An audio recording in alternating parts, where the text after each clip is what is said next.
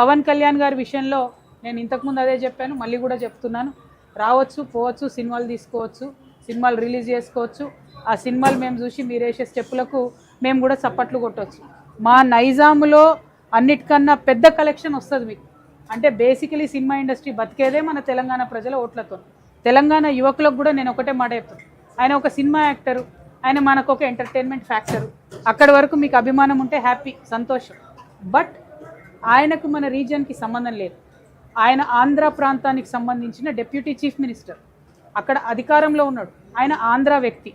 ఆయన మన తెలంగాణ రాష్ట్రం ఏర్పడ్డప్పుడు 11 రోజులు, ఎవరైనా ఇంట్లో మనిషి చచ్చిపోతే ఎట్లయితే 11 రోజులు బాధపడతామో, ఆయన 11 రోజులు అన్నం తినకుండా తెలంగాణ రాష్ట్రం కోసం బాధపడ్డా అని చెప్తున్నాడు. సో నేను మా యువ మిత్రులందరినీ, మా యువతులందరినీ, పవన్ కళ్యాణ్ గారి అభిమానులందరినీ ఒకటే కోరుతా ఉన్నా, ఆయన అక్కడ రాజకీయం చేసుకొని ఇక్కడ సినిమాలు తీసుకుంటే ఎవరికేం అభ్యంతరం లేదు. ఇక్కడ రాజకీయం మాత్రం తెలంగాణ బిడ్డలే చేయాలని చెప్పి మేము బలంగా పిడికిలెత్తి కొట్లాడి 1200 మంది బిడ్డలు చనిపోయి ఎంతోమంది ఉద్యమకారులు బలైపోతే వచ్చిన రాష్ట్రం. సో చిన్నపిల్లలుగా, యువకులుగా మీకు ఆ చరిత్ర తెలిసి ఉండకపోవచ్చు, దయచేసి తెలుసుకోండి. వాళ్ళు సినిమా యాక్టర్ల ముసుగులో వస్తారు, తర్వాత మన రాష్ట్రం మీద కబ్జా పెడతారు. అంతకుముందు కూడా అదే జరిగింది. సినిమాల ముసుగులో వచ్చిండ్రు, మీ భాష బాగాలేదు, మా భాష బాగుందని చెప్పి మొదలు పెడతారు. మీరు పుట్టినప్పుడు, ఈ యువకులు పవన్ కళ్యాణ్ ఫ్యాన్స్ పుట్టినప్పుడు మమ్మల్ని ఏడిపించిర్రు. మేము తెలంగాణ యాసలో మాట్లాడలేని పరిస్థితి ఉండే.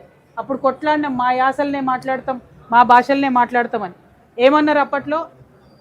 మాది నా ఊరు యాదగిరి, మా ఊరు భువనగిరి, నా పేరు యాదగిరి, నేను చేసేది దాదాగిరి అని చెప్పి తెలంగాణలో ఉన్న అన్ని ప్రాంతాలను అవమానించేటట్టుగా డైలాగులు ఉంటుండే ఒకప్పుడు సినిమాల్లో.